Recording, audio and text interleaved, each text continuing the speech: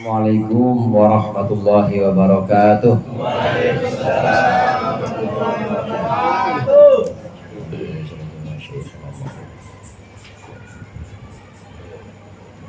Al-Fatihah.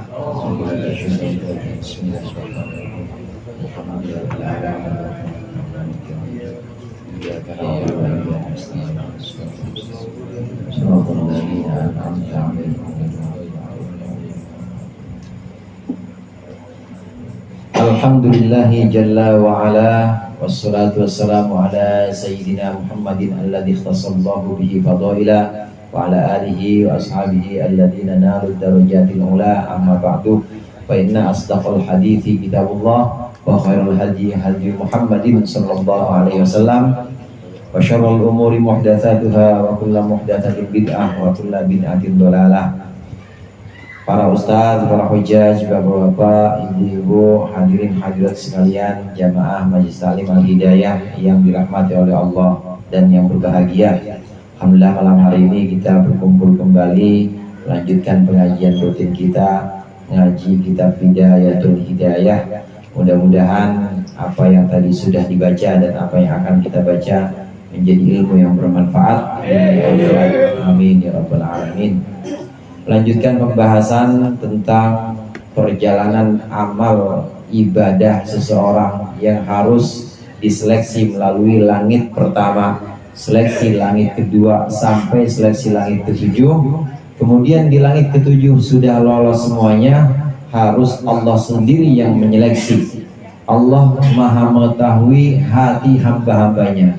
Kalau para malaikat ini hanya mencatat dan melihat permukaan amalnya saja, kelihatannya bagus, kelihatannya alim, tapi Allah maha tahu tentang hati hamba-hambanya. Karenanya perjalanan amal ibadah ini adalah perjalanan yang sangat sulit.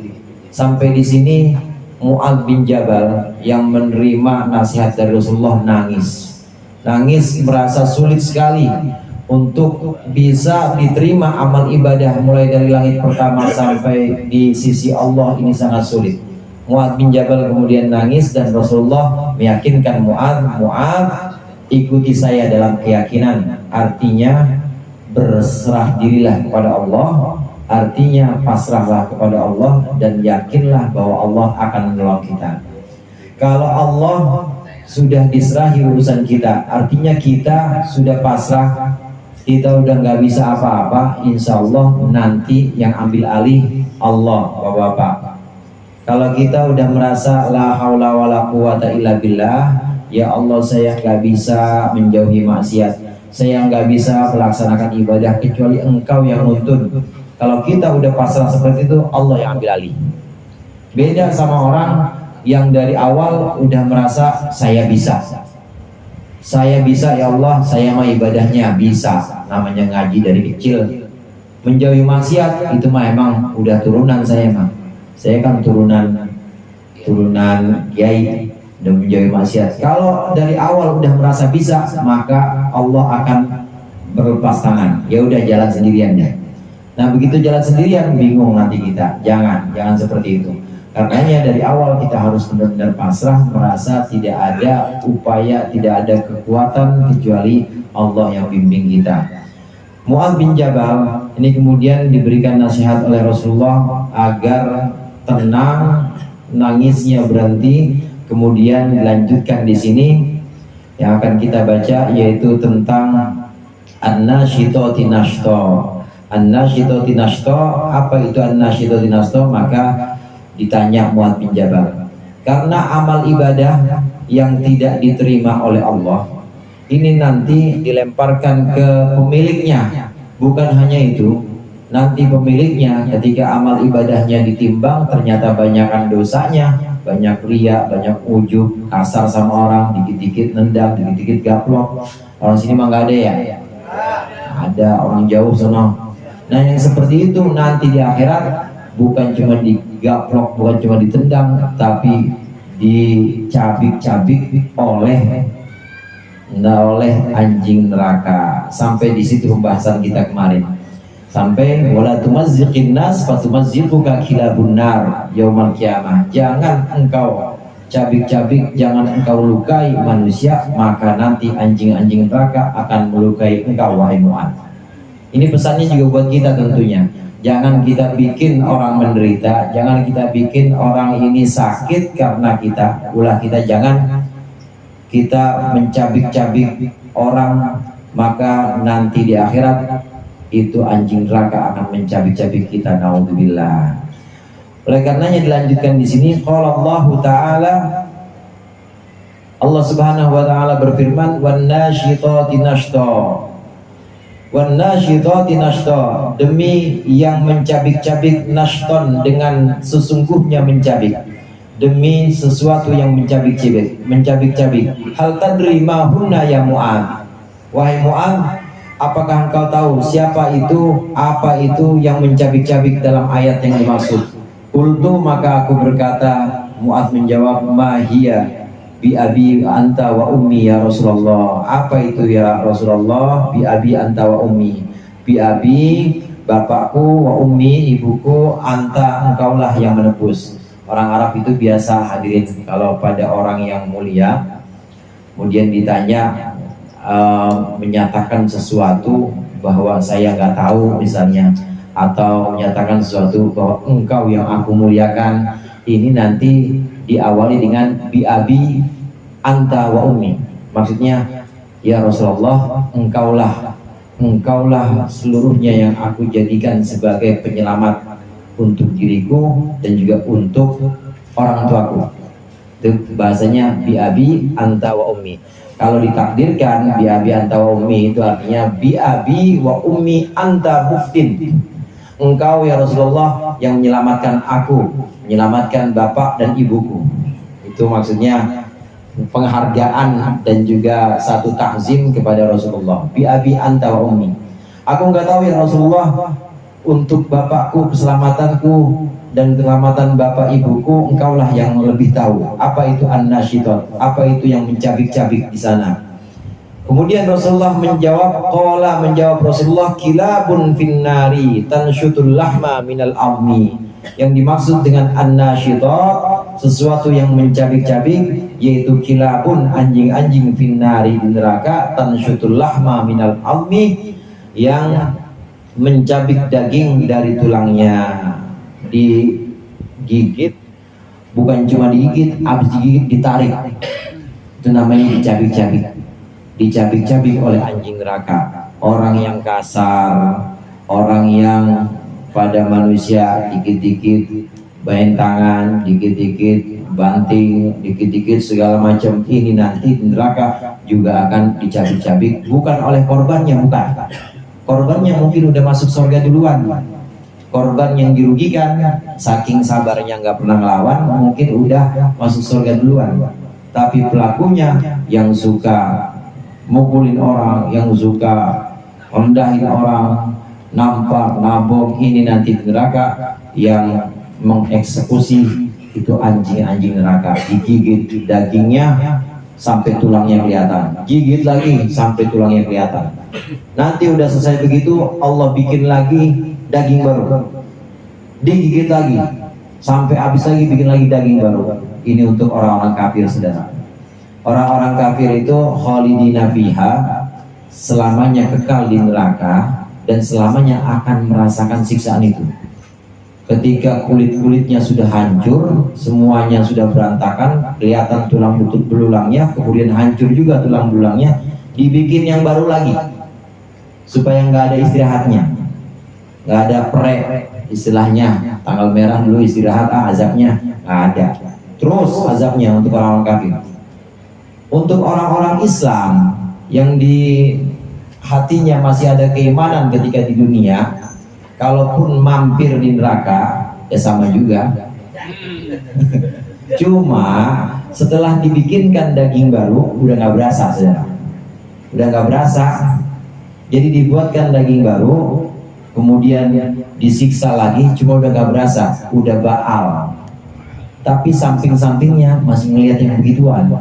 Ya Allah, itu tetangga gua. Ya Allah, itu orang kafir yang gua kenal, masih ngelihat.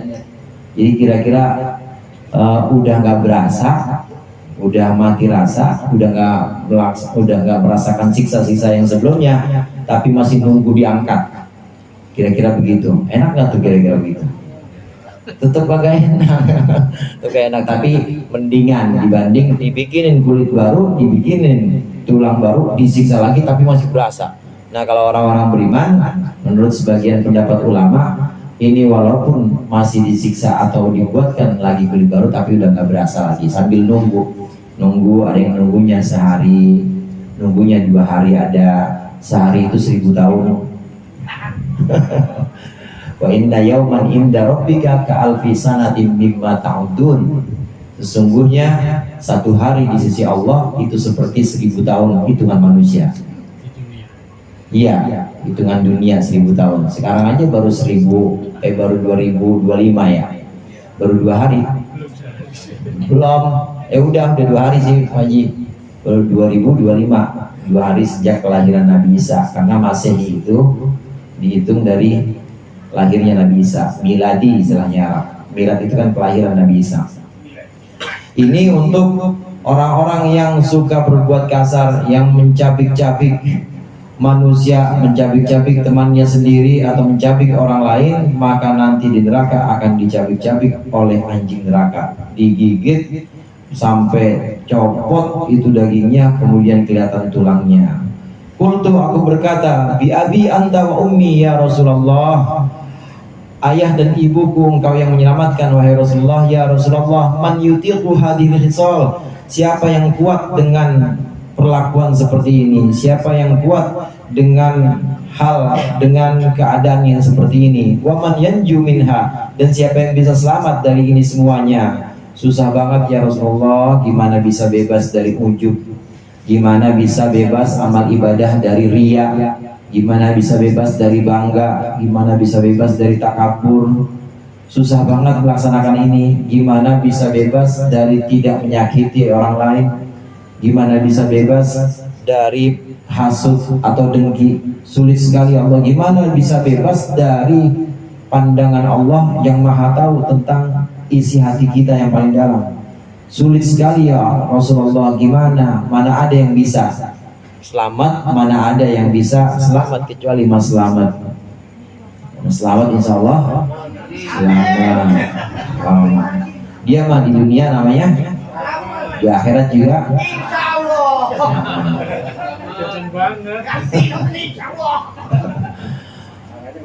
Siapa yang bisa selamat di sini ya Rasulullah? Siapa yang bisa kuat untuk melewati seleksi itu? Qala, maka menjawab Rasulullah, ya Mu'adz, wahai Mu'adz, innahu layasirun ala man yassarahullahu alaihi. Sesungguhnya itu sangat mudah untuk orang-orang yang Allah mudahkan kepadanya. Kembali lagi, kita kuatkan pasrah kita kuatkan pegangan kita hanya kepada Allah. Ini sangat mudah untuk orang-orang yang Allah berikan kemudahan kepadanya. Orang-orang yang Allah berikan kemudahan kepadanya adalah orang-orang yang sejak awal sudah merasa, saya nggak bisa ya Allah kalau engkau nggak bimbing. Itu pasti akan Allah bimbing, karena dari awal udah merasa tidak bisa. Beda kalau dari awal udah gua, jangan. Kalau dari awal udah gua, oh lu, ya udah jalan lu sendiri. Jalan, nggak usah pakai bimbing-bimbing, nggak usah pakai dituntun-tuntun, jalan sendiri. Maka yang mudah ini adalah orang-orang yang diberikan kemudahan, adalah orang-orang yang sejak awal sudah merasa tidak bisa, tidak mampu, kecuali Allah saja yang dijadikan pembimbingnya. Innama yakfika. Kemudian Rasulullah di sini memberikan satu tips lagi yang paling mudah. Kalau kemarin perinciannya dari langit pertama, langit kedua, mulai dari langit yang pertama itu harus bebas dari apa kemarin? Ghibah, kemudian harus bebas dari bangga, dari takabur, dari ujub, dari hasud, dari riya, dari kasar pada orang lain, dan juga dari satu lagi apa tuh? Ada riya, kemudian ada 7 semuanya, dan juga perinciannya lagi harus benar-benar bersih hatinya selain dari Allah. Ini kan sangat sulit perincian ini benar-benar oleh Rasulullah disampaikan dan dirincikan. Nah di akhir hadis ini kemudian Rasulullah memberikan satu tips. Innama yakfika min dalika an tuhibba linnasi ma tuhibbu li nafsik wa takrahu lahum ma takrahu li nafsik. Nah ini kuncinya di sini Pak Ibu. Sesungguhnya cukuplah untukmu an tuhibba linnas. Cukuplah engkau agar engkau mencintai manusia ma tuhibbu li nafsika, sesuatu yang engkau sukai untuk dirimu, wa takrahu lahum, dan engkau tidak suka untuk manusia ma takrahu, tidak suka sesuatu takrahu yang engkau tidak suka li nafsika untuk dirimu.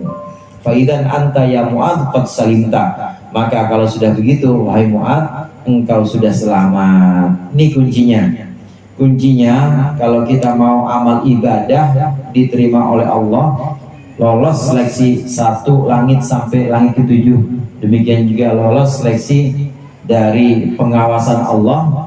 Kuncinya hendaklah kita menyukai sesuatu untuk manusia sebagaimana kita menyukai untuk diri kita. Pernah saya sampaikan, Bapak Ibu seneng nggak kalau tetangga, Bapak Ibu seneng nggak kalau punya mobil baru?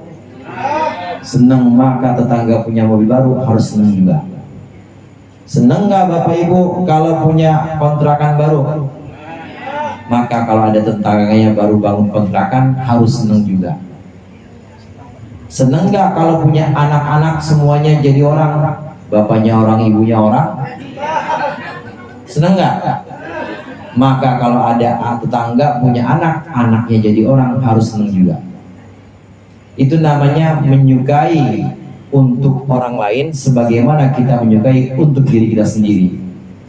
Nah lebih jelasnya Syekh Nawawi Banten menafsirkan ini terutama untuk hal-hal yang sifatnya akhirat. Kalau tadi contoh-contoh saya kan akhirat, itu contoh dunia tuh. Contohnya dunia, mobil, kontrakan, ya anak semuanya jadi orang. Ini kan contoh dunia. Ini lebih-lebih untuk akhirat. Suka nggak kita kalau kita selamat di akhirat nanti? Suka. Suka nggak kita kalau kita kumpul-kumpul sama orang soleh? Suka. Suka nggak kita kalau kita bisa puasa Senin Kemis? Suka nggak kita kalau kita bisa sedekah masjid seminggu, kira-kira seminggu, tiap seminggu 2 juta? Suka. Kalau ada orang sedekah setiap minggu 2 juta, kita harus suka juga. Kalau ada orang kumpul-kumpul sama orang soleh, kita harus suka juga. Kalau ada orang dia bisa puasa Senin Kemis, kita juga harus suka. Nggak boleh hasut atau nggak boleh dengki. Nah lebih dari itu hadirin, urusan akhirat ini kita suka atau kita cinta, senang kita kalau saudara-saudara kita ini sama-sama selamat di akhirat nanti. Bagaimana selamat di akhirat nanti? Selamat di akhirat nanti itu ya udah nggak bebanan. Di akhirat nggak ada orang tua, ibu-ibu, nih nenek-nenek.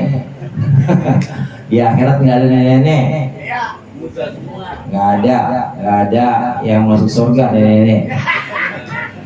Semuanya jadi perawan lagi, semuanya jadi gadis lagi maksudnya. Bukannya nggak nenek-nenek nggak bisa masuk surga, bukan. Nanti di surga ibu-ibu jadi muda lagi, udah bukan nenek-nenek lagi. Bapak-bapak juga begitu. Bapak-bapak udah nggak ada yang tua, udah nggak ada yang ompong, nggak ada kakek-kakek masuk surga, nggak ada. Jadi semuanya jadi muda semuanya. Bagaimana orang yang nanti bahagia di akhiratnya dapat surga? Ya ciri-cirinya, tanda-tandanya itu ada. Tanda-tandanya mengikuti perintah Allah dan perintah Rasulnya. Itu tanda-tanda orang selamat, tanda-tanda orang yang bahagia nanti di akhirat. Apa perintah-perintah Allah? Jalanin semuanya, terutama yang wajib-wajib. Sholat, puasa Ramadan, kalau waktunya zakat ya zakat, waktunya haji emang udah mampu ya haji. Itu perintah-perintah Allah. Bakti sama orang tua, kemudian sama fakir miskin juga nolongin. Ini perintah-perintah Allah. Larangan dijauhi semuanya. Kalau sudah bisa melaksanakan itu semuanya, menjauhkan larangan, melaksanakan perintah, maka insya Allah itu tanda-tandanya orang yang nanti di akhirat masuk surga. Jadi bisa dibaca dari tanda-tandanya hadirin. Sebaliknya, kalau tanda-tandanya itu melanggar perintah Allah dia tinggalin semuanya. Larangan Allah malah dia demen banget, dia lakuin semua larangan Allah. Maka itu tanda-tandanya, tanda-tanda nanti di akhirat masuk neraka. Naudzubillah. Walaupun memang ada hadirin, ya hadis ini masyhur. Hadis ini ada di Arba'in Nawawiyah, hafalannya anak MI Al-Falah. Arba'in Nawawiyah itu sangat dasar. Ini hadis ini masyhur. Rasulullah menyebutkan ada orang yang sejak awal hidupnya, yang sejak lama dia melakukan dengan tekun amalan-amalan penghuni surga. Perintah Allah semua dijalankan, larangan Allah semua dia tinggalkan. Hampir-hampir jarak antara dia dengan surga itu tinggal 1 jengkal. Tapi kemudian dia masuk neraka. Begitu juga kata Rasulullah, ada orang yang seumur-umur dia melakukan amalan atau perbuatan ahli neraka. Bandel pokoknya. Nggak ada orang sini yang kayak dia bandelnya. Sampai-sampai jarak antara dia dengan neraka, saking bandelnya, cuma tinggal sejengkal doang. Tapi kemudian masuk surga. Lah apa itu? Kok bisa gitu, Ustaz? Ini kembali kepada kepasrahan kita, kembali kepada gonjelannya kita kepada rahmat Allah. Orang yang tanda-tandanya tadi kelihatan tekun melakukan amalan ahli surga, tapi tahu-tahu dia masuk neraka, ternyata dia masuk neraka. Itu dia melakukan amalan atau perbuatan ahli surga, dia melakukan ibadah-ibadah, tapi dia ngerasa paling benar, dia ngerasa bangga, dia takabur sampai-sampai merendahkan orang-orang yang belum dapat hidayah, merendahkan orang-orang yang belum kayak dia. Kelihatannya doang, kelihatannya kayak ahli surga, tinggal sejengkal antara dia dengan surga, tapi ternyata masuk neraka. Ini gara-gara dia hatinya, gara-gara motifnya bukan karena Allah, tapi dia karena diri dia sendiri, dia merasa paling hebat. Naudzubillah. Demikian juga orang yang seumur-umur melakukan amalan ahli neraka, saking bandelnya jarak antara dia dengan neraka, kata Rasulullah, tinggal sejengkal, tapi ternyata masuk surga. Ini adalah orang-orang yang seumur-umur dia maksiat, seumur-umur dia nentang perintah Allah, seumur-umur dia larangan Allah dia dilaksanakan, larangan malah dilaksanakan. Cuma dia merasa, ya Allah saya salah, ya Allah kok saya hina betul, ya Allah kok saya belum bisa beranjak kayak orang-orang al-hidayah, kok saya belum bisa ikut ngaji kayak mereka, ya Allah kasihani saya, tunjukkan jalan saya. Ini orang yang melakukan maksiat tapi dia merasa bahwa dia salah. Syaratnya itu harus merasa salah atau harus merasa kotor. Selama dia merendah, maka akan Allah tinggikan. Selama dia merasa lemah, maka akan Allah kuatkan. Orang-orang yang seumur umur tadi melakukan maksiat tapi dengan hati yang menyesal dan tahu, sadar betul kalau ini salah. Kadang-kadang dia pengen kumpul, baru sehari doang insaf, besok begitu lagi. Baru sehari doang ngaji, besoknya bandel lagi. Tapi udah ada pengakuan bahwa saya salah. Maka inilah orang-orang yang tadi jarak antara dia dengan neraka tinggal sejengkal, tapi Allah selamatkan karena rahmat Allah. Karena Allah tahu hati dia itu benar-benar menyesal. Allah tahu bahwa hati dia itu benar-benar merendah dan merasa kotor di hadapan Allah. Nah, kuncinya di sini kita harus kasih sayang, kita harus benar-benar menyukai sesuatu untuk diri kita sebagaimana kita menyukai untuk orang lain. Sesuatu untuk orang lain kita harus sukai sebagaimana kita menyukai untuk diri kita sendiri. Kalau kita pengen selamat, kita pengen bahagia dunia akhirat, maka ngelihat orang bahagia dunia akhirat, orang bahagia dunia akhirat yang dunianya ya lancar semuanya, akhiratnya, ibadahnya juga lancar-lancar, maka kita harus senang juga. Karena kita pengen, kita juga senang kalau kita selamat atau bahagia dunia akhirat. Begitu melihat orang lain seperti itu, maka kita harus senang juga.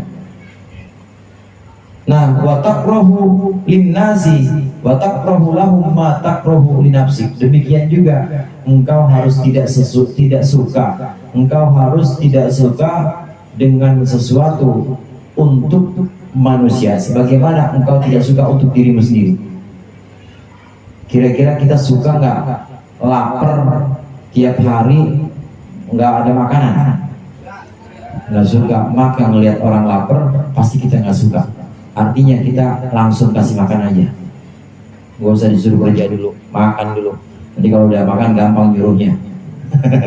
Pokoknya kasih makan aja dulu. Ini kita menjadikan cermin, menjadikan orang lain sebagai cermin. Kita diri kita suka nggak diri kita kalau kita ini kena musibah? Nggak suka. Maka melihat orang kena musibah, kita juga sedih dan buru-buru bantuin. Itu maksudnya wa taqrabu lahum ma taqrabu li nafsik. Hendaklah kita sedih sebagaimana untuk diri kita sendiri ketika orang lain ini terkena musibah. Hendaklah kita tidak suka untuk orang lain sebagaimana diri kita tidak suka sesuatu itu ada pada diri kita. Nggak suka kita miskin, suka nggak kita? Nggak suka. Maka ngelihat orang miskin kita juga harus nggak suka. Artinya angkat dia dari kemiskinan, kasih kerjaan, kasih proyek, atau kasih sedekah dan lain sebagainya.